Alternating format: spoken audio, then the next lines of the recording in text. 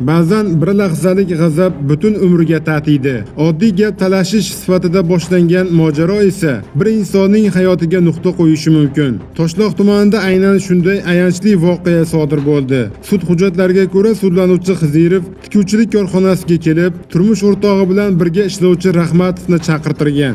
U bilan uchrashib, ayoliga nisbatan qo'pol munosabatda bo'layotganini iddao qilgan. Xizirov suhbat davomida Rahmatovning yuziga mushti bilan bir marta zarba bergan. Zarbadan so'ng Rahmatov orqaga tisarilib, temir trubaga qoqilgan va boshi bilan yerga qattiq yiqilgan. Oqibatda u hayoti uchun xavfli bo'lgan og'ir tan jarohatlarini olgan. Shifokorlarning sa'y-harakatlariga qaramasdan jabrlanuvchi shifoxonada vafot etgan.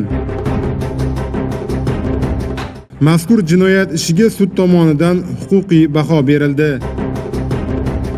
Jinoyat ishlari bo'yicha Toshloq tuman sudining hukmi bilan sudlanuvchi O'zbekiston Respublikasi Jinoyat kodeksi 104-moddasi 3-qismining D bandida nazarda tutilgan jinoyatni sodir etganlikda aybli deb topildi.